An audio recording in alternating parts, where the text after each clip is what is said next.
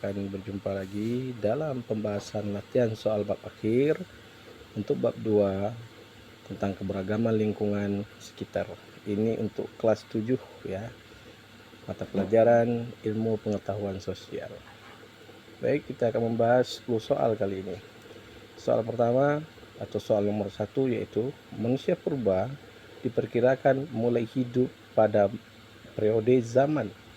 Oke, ini manusia purba ya, kita sudah bahas juga di awal-awal pertemuan terdahulu ya. Yang A, Arkaikum, B, Mesozoikum, C, Paleozoikum, D, Neozoikum ya. Arkaikum ini masa dimana manusia itu belum ada. Kemudian ada Mesozoikum. Mesozoikum ini tahapnya banyak ya, dimana sudah ada tanda-tanda kehidupan, tapi masih banyak makhluk reptil raksasa di sana ya. Kemudian ada yang C, itu termasuk dalam bagian Mesozoikum, yaitu Paleozoikum, tingkatan zaman tertuanya. Untuk jawaban yang benar ini adalah D, Neozoikum ya sahabat ya. Kita lanjut soal nomor 2. Di Indonesia, khususnya Pulau Jawa, banyak ditemukan fosil-fosil manusia praaksara. Berikut yang bukan fosil manusia praaksara yang ditemukan di wilayah Indonesia.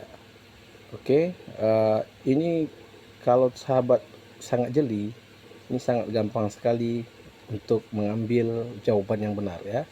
Meganthropus paleojavanicus ini adalah manusia kera besar yang tertua di Pulau Jawa. Kemudian ada Pithecanthropus erectus, itu ada ditemukan ya di Trinil ya.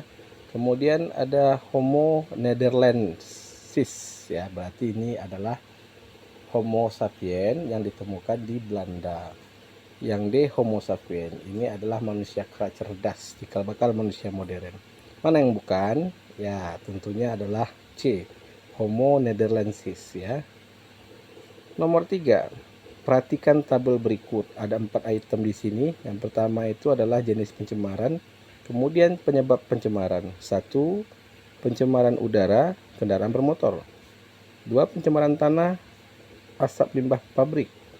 3. Pencemaran air, limbah di sungai. 4. Pencemaran udara, sampah plastik yang tidak mudah terurai. Berdasarkan tabel yang disajikan, pasangan jenis pencemaran dan penyebab pencemaran yang paling tepat ditunjukkan oleh nomor. Oke, pencemaran yang tepat ya. Pencemaran udara oleh kendaraan bermotor, itu benar ya. 1. Kemudian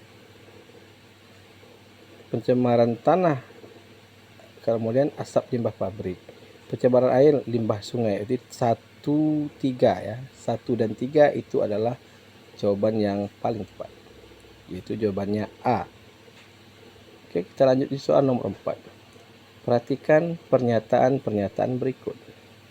Yang pertama yaitu pencemaran ini disebabkan oleh kegiatan pembakaran. Kedua, pencemaran dapat terjadi secara alami akibat dari adanya letusan gunung berapi. 3. Pencemaran ini memberikan berbagai dampak untuk kehidupan manusia. Pencemaran yang paling tepat berdasarkan hubungan ketiga pernyataan tersebut adalah pencemaran. Oke ya, air, tanah, udara, limbah. Kira-kira pencemaran apa ini dari tiga pernyataan ini? Kita lihat lagi pernyataannya ya. Ada pencemaran kegiatan pembakaran, ada pencemaran letusan gunung berapi, ada pencemaran dalam kedapatan kehidupan manusia. Ini pencemaran apa? Apakah ada air di sana? Apakah ada tanah di sana? Apakah ada udara atau limbah? Ini jawabannya adalah pencemaran udara karena banyak asap ya. Nomor 6. Menurut Gies, interaksi sosial adalah pengaruh timbal balik yang dilakukan oleh manusia satu dengan yang lainnya melalui interstimulasi dan respon. Berikut contoh yang tepat sesuai dari pendapat Gies. Andika melakukan diskusi dengan guru untuk mempersiapkan karya tulis. Susi sedang berdoa untuk kesembuhan orang tuanya. Dista menelpon Dina namun tidak diangkat. Ibu Dini menangis ketika melihat anaknya mengalami kecelakaan. Ingat ya, yang dikatakan ada interaksi, kemudian ada respon ya, interstimulasi dan respon ya. Itu yang cocok adalah D. Kenapa? Karena ibu Dini menangis ketika melihat anaknya mengalami kecelakaan. Itu adalah semacam instimulus dan responnya adalah menangis. Kita lanjut ke soal nomor 6. Perhatikan pernyataan berikut. 1. Menghasilkan titik temu antara beberapa pendapat yang berbeda agar menghasilkan suatu pola baru. 2. Mencegah terjadinya pertentangan untuk sementara. 3. Mengadakan kerjasama antar kelompok sosial yang terpisah akibat faktor sosial dan psikologis atau kebudayaan. Pernyataan-pernyataan di atas merupakan tujuan dari A. Asimilasi, B. Akulturasi, C. Akomodasi, D. Kerjasama. Kita harus paham ini apa maksud dari jawaban objektifnya ini ya, multiple choice-nya ini ya. Berarti ini cocoknya di akomodasi. Kenapa? Karena akomodasi ini salah satu tahap penyelesaian konflik ya. Kita masuk ke jawaban soal nomor 7. Perhatikan cerita berikut.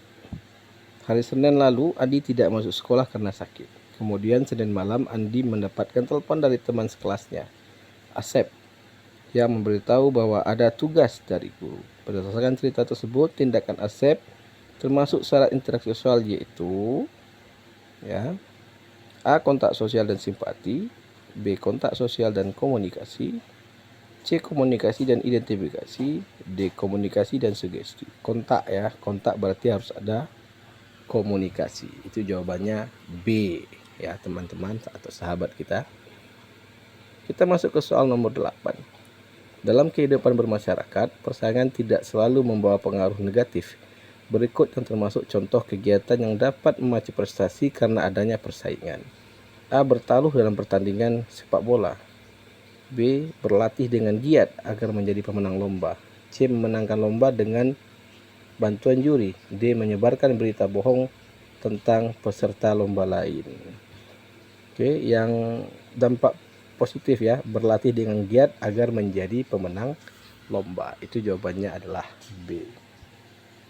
Kita lanjut soal nomor 9. Seseorang bisa mengalami culture shock akibat adanya perbedaan kebudayaan. Berikut yang tidak perlu dilakukan saat mengalami culture shock adalah A. Menyadari pentingnya menjaga integritas diri untuk menghadapi guncangan budaya. B. Melakukan penyesuaian diri dengan kebudayaan yang berbeda. C. Menganggap rendah kebudayaan yang berbeda dan selalu memprioritaskan kebudayaan sendiri. D. Kesadaran bahwa setiap transisi pasti akan menimbulkan keterkejutan. Ini yang bukan ya, atau yang tidak perlu saat mengalami culture shock ya. Yang tidak perlu dilakukan yaitu B. Melakukan penyesuaian diri dengan kebudayaan yang berbeda. Jawaban nomor 9 adalah B. Kita lanjut ke soal nomor 10. Bangsa Indonesia memiliki budaya yang sangat beragam. Keberagaman budaya tersebut dapat menimbulkan konflik dalam masyarakat apabila tidak dijaga. Berikut salah satu cara meminimalisasi konflik akibat keberagaman budaya yang ada di Indonesia adalah A. Melakukan pertentangan dengan masyarakat yang memiliki suku berbeda. B. Tidak memedulikan norma-norma sosial yang ada di masyarakat. C. Mendukung proses disasosiatif di masyarakat. D. Menyesuaikan diri dengan terus beradaptasi atas perbedaan budaya yang ada. Untuk nomor 10 jawabannya adalah D. Oke sahabat, sampai di sini dulu ya. Nanti kita lanjut di part selanjutnya untuk soal selanjutnya. Terima kasih.